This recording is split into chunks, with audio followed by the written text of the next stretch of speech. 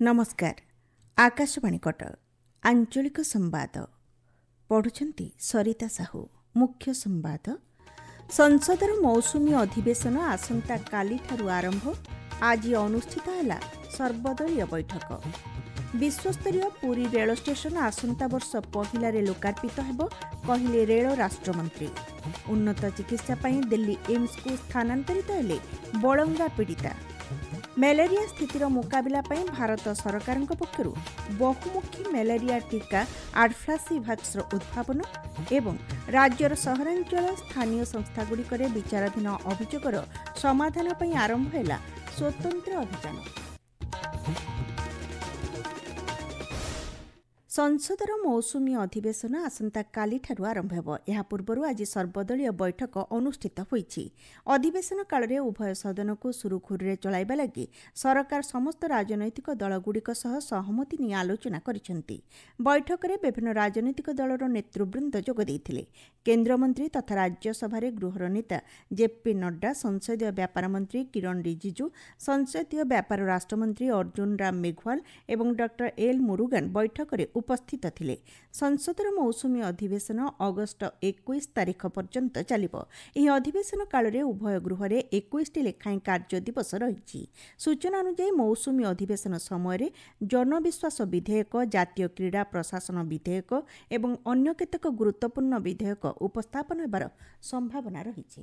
ପୁରୀ ବିଶ୍ୱସ୍ତରୀୟ ରେଳ ଷ୍ଟେସନ ଆସନ୍ତା ବର୍ଷ ଜାନୁଆରୀ ମାସରେ ଲୋକାର୍ପିତ ହେବ ବୋଲି କେନ୍ଦ୍ର ରେଳ ରାଷ୍ଟ୍ରମନ୍ତ୍ରୀ ଭି ସୋମନ୍ନା କହିଛନ୍ତି। ପୁରୀ ରେଳ ଷ୍ଟେସନର ସ୍ଥିତି ସମୀକ୍ଷା କରିବା ଅବସରରେ ଗଣମାଧ୍ୟମକୁ ସୂଚନା ଦେଇ ମନ୍ତ୍ରୀ କହିଛନ୍ତି, କଟକ, ବାଲେଶ୍ୱର, ଭୁବନେଶ୍ୱର ଓ ସମ୍ବଲପୁରରେ ମଧ୍ୟ ବିଶ୍ୱସ୍ତରୀୟ ରେଳ ଷ୍ଟେସନ କାର୍ଯ୍ୟ ଖୁବ୍ ଶୀଘ୍ର ସମ୍ପନ୍ନ ହେବ। ରେଳ ଷ୍ଟେସନରେ ୱାଇଫାଇ, ପ୍ରତୀକ୍ଷାଳୟ, ଦିବ୍ୟାଙ୍ଗଙ୍କ ପାଇଁ ସ୍ୱତନ୍ତ୍ର ସୁବିଧା ଉପଲବ୍ଧ ହେବ। ଭୁବନେଶ୍ୱର ଏମ୍ସରେ ଚିକିତ୍ସିତ ହେଉଥିବା ପୁରୀ ଜିଲ୍ଲା ବଳଙ୍ଗା ଥାନା ଅଞ୍ଚଳର ପୀଡ଼ିତାଙ୍କୁ ଉନ୍ନତ ଚିକିତ୍ସା ପାଇଁ ଦିଲ୍ଲୀ ଏମ୍ସକୁ ଏୟାରଲିଫ୍ଟ କରାଯାଇଛି। ସ୍ୱତନ୍ତ୍ର ଏୟାର ଆମ୍ବୁଲାନ୍ସ ଯୋଗେ ଭୁବନେଶ୍ୱର ଏମ୍ସର ଡାକ୍ତରୀ ଟିମ୍ ଓ ପୀଡ଼ିତାଙ୍କ ପରିବାରର 2 ଜଣ ସଦସ୍ୟ ତାଙ୍କ ସହ ଦିଲ୍ଲୀ ଯାଇଛନ୍ତି। ପୀଡ଼ିତାଙ୍କୁ ଭୁବନେଶ୍ୱର ଏମ୍ସରୁ ବିଜୁ ପଟ୍ଟନାୟକ ବିମାନ ବନ୍ଦରକୁ ନେବା ପାଇଁ ଗ୍ରୀନ୍ କରିଡର ବ୍ୟବସ୍ଥା କରାଯାଇଥିଲା।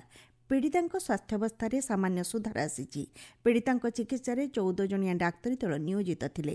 ବର୍ତ୍ତମାନ ତାଙ୍କୁ ଦିଲ୍ଲୀ ଏମ୍ସକୁ ସ୍ଥାନାନ୍ତର କରାଯାଇଛି ବୋଲି ଭୁବନେଶ୍ୱର ଏମ୍ସ ନିର୍ଦ୍ଦେଶକ ପ୍ରଫେସର ଡାକ୍ତର ଆଶୁତୋଷ ବିଶ୍ୱାସ କହିଛନ୍ତି। ଓଡ଼ିଶା ମାଧ୍ୟମିକ ଶିକ୍ଷା ପରିଷଦ ଦ୍ୱାରା ପରିଚାଳିତ ସ୍ୱତନ୍ତ୍ର ଓଡ଼ିଶା ଶିକ୍ଷକ ଯୋଗ୍ୟତା ପରୀକ୍ଷା ଓ ଟିଇଟିକୁ ବର୍ତ୍ତମାନ ପାଇଁ ସ୍ଥଗିତ ରଖାଯାଇଛି। ଏହି ପରୀକ୍ଷା ଆଜି ଅନୁଷ୍ଠିତ ହେବାର ଥିଲା। ତେବେ ସାମାଜିକ ଗଣମାଧ୍ୟମରେ ପ୍ରଶ୍ନପତ୍ର ପ୍ରଘଟ ଅଭିଯୋଗ ପରେ ବୋର୍ଡ ପକ୍ଷରୁ ପରୀକ୍ଷାକୁ ସ୍ଥଗିତ ରଖାଯାଇଛି।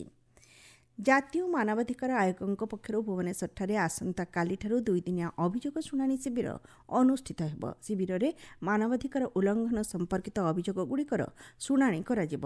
ରାଜ୍ୟ ଅତିଥି ଭବନରେ ଆସନ୍ତାକାଲି ସକାଳ 10ଟାରୁ ମାମଲାଗୁଡ଼ିକର ଶୁଣାଣି ଆରମ୍ଭ ହେବ। ସମ୍ପୃକ୍ତ ରାଜ୍ୟର ପଦାଧିକାରୀ ଏବଂ ଅଭିଯୋଗକାରୀ ମାମଲା ଶୁଣାଣିରେ ଉପସ୍ଥିତ ରହିବାକୁ ପରାମର୍ଶ ଦିଆଯାଇଛି।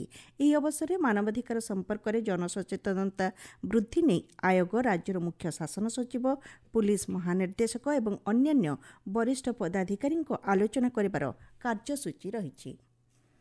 ଆପଣମାନେ ଆଞ୍ଚଳିକ ସମ୍ବାଦ ଶୁଣୁଛନ୍ତି ଆକାଶବାଣୀ କଟକ କେନ୍ଦ୍ରରୁ। ଦେଶରେ ମ୍ୟାଲେରିଆ ସ୍ଥିତିର ମୁକାବିଲା ପାଇଁ ଭାରତ ସରକାରଙ୍କ ପକ୍ଷରୁ ଏକ ବହୁମୁଖୀ ମ୍ୟାଲେରିଆ ଟିକା ଆଡଫ୍ଲାସିଭାକ୍ସର ଉଦ୍ଭାବନ କରାଯାଇଛି। ମଣିଷ ଦେହରୁ ମ୍ୟାଲେରିଆ ଜୀବାଣୁକୁ ନଷ୍ଟ କରି ଅଳ୍ପ ସମୟ ମଧ୍ୟରେ ମ୍ୟାଲେରିଆରୁ ଉପଶମ ଲାଭ କରିବା ଏହି ଟିକାକରଣର ଲକ୍ଷ୍ୟ। ଭାରତୀୟ ଭେଷଜ ଗବେଷଣା ପରିଷଦ ICMR, ଜୈବ ପ୍ରଯୁକ୍ତି ବିଦ୍ୟା ବିଭାଗ ଏବଂ ଜାତୀୟ ଟିକାକରଣ ସଂସ୍ଥା ମାଧ୍ୟମରେ ଏହି ଭ୍ୟାକ୍ସିନ୍କୁ ଉନ୍ନତୀକରଣ କରାଯାଇଛି। ଏହି ଟିକା ମାନବ ଶରୀରରେ ଫଳପ୍ରଦ ଭାବେ କାର୍ଯ୍ୟ କରିବ ବୋଲି ବୈଜ୍ଞାନିକମାନଙ୍କର ଅନୁସନ୍ଧାନରୁ ଜଣାପଡ଼ିଛି। ଗୃହ ନିର୍ମାଣ ଓ ନଗର ଉନ୍ନୟନ ବିଭାଗ ପକ୍ଷରୁ ରାଜ୍ୟର ସହରାଞ୍ଚଳ ସ୍ଥାନୀୟ ସଂସ୍ଥା ULB-ଗୁଡ଼ିକରେ ସମସ୍ତ ବିଚାରାଧୀନ ଅଭିଯୋଗର ସମାଧାନ ପାଇଁ ଏକ ଉତ୍ସର୍ଗୀକୃତ ସ୍ୱତନ୍ତ୍ର ଅଭିଯାନର ଘୋଷଣା କରାଯାଇଛି। ଆଜିଠାରୁ ଆସନ୍ତା 25 ତାରିଖ ପର୍ଯ୍ୟନ୍ତ ଧାର୍ଯ୍ୟ ହୋଇଥିବା ଜନଶୁଣାଣି, କେନ୍ଦ୍ରୀକୃତ ଜନ ଅଭିଯୋଗ ସମାଧାନ, ମନିଟରିଂ ସିଷ୍ଟମ ଏବଂ ହେଲ୍ପ ଡେସ୍କ ମାଧ୍ୟମରେ ବିଭିନ୍ନ ଅଭିଯୋଗର ସମାଧାନ କରାଯିବ। ଏ ସମ୍ପର୍କରେ ବିଭାଗ ପକ୍ଷରୁ କୁହାଯାଇଛି, ଏହି ସ୍ୱତନ୍ତ୍ର ଅଭିଯାନ ଗୁଣାତ୍ମକ ସେବା ପ୍ରଦାନ କରିବା ଏବଂ अपहंच स्थान में सुशासन सुनिश्चित करने एक निरंतर प्रयास स्वरूप यह पदक्षेप नि समस्त यूएलबी मानक आसंता 29 तारिख सुधा यह अभियान नहीं एक कार्यानुष्ठान ग्रहण रिपोर्ट दाखल करने को विभाग पक्षर निर्देश दि राज्य में छात्री मानकर सुरक्षा और निरापत्ता को दृष्टि रखी उच्चशिक्षा विभाग अधीनस्थ 16टी विश्वविद्यालय और 730टी सरकारी और अनुदान प्राप्त महाविद्यालयगुड़िक सरकार शक्तिश्री योजना कार्यकारी करिसेंती। महिलांक सम्मान और सुरक्षा पई सरकार प्रतिश्रुतिबद्ध बोली मुख्यमंत्री मोहन चरण माझी कहिसेंती। शक्तिश्री योजना संपर्क में एक रिपोर्ट।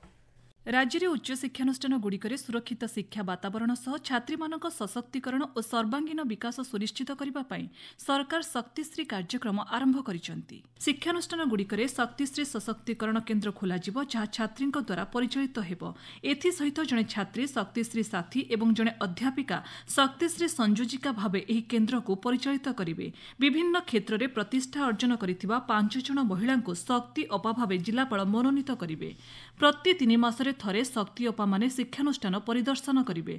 शक्तिश्री सशक्तिकरण केन्द्र में एक 6 दिनिया प्रशिक्षण कार्यक्रम आयोजन कराई छात्री मानकु आत्मसुरक्षा मानसिक स्वास्थ्य संबंध में शिक्षा प्रदान सह यार आईनगत दिग संपर्क में तालीम दियाजिବ।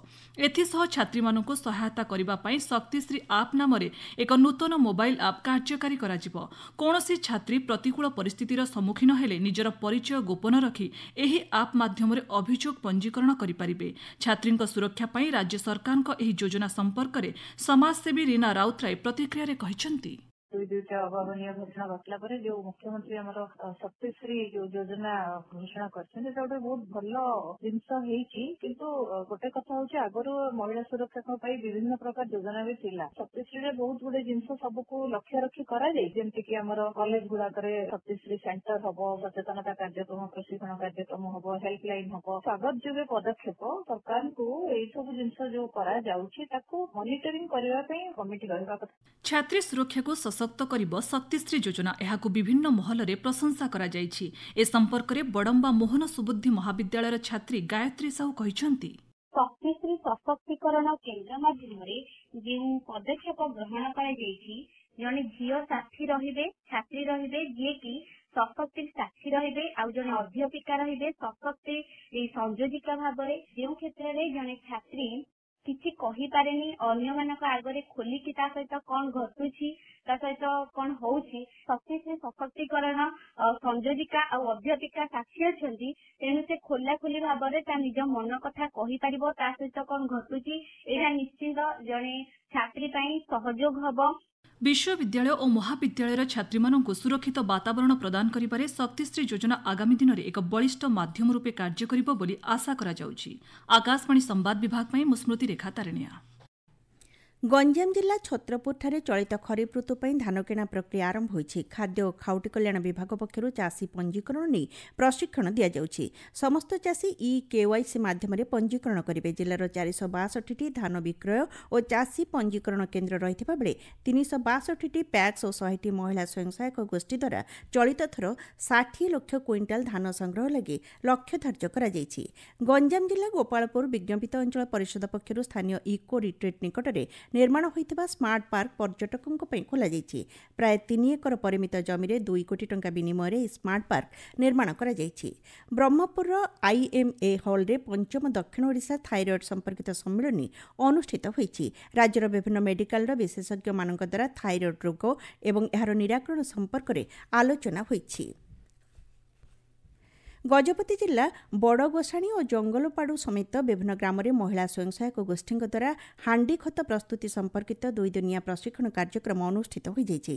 कार्यक्रम में कृषि क्षेत्र में कीटनाशक सारर प्रयोग जैविक खतर व्यवहार संपर्क में आलोचना करा जायथिला।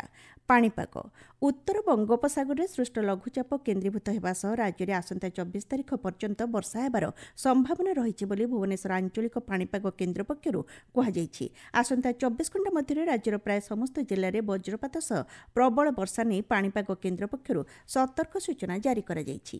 मुख्य संवाद पुणी थरे संसदर मौसुमी अधिवेशन आसंताकालीठारु आरंभ आज अनुष्ठित है सर्वदलीय बैठक। विश्वस्तरीय पुरी रेल स्टेशन आसंता वर्ष पहिलारे लोकार्पित हेब कहिले रेल राष्ट्रमंत्री।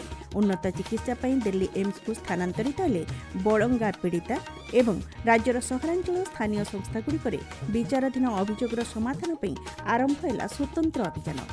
आंचलिक संवाद बर्तमान पे एतिकी। परवर्ती आंचलिक संवाद शुणी पारे संध्या 6:45 रे।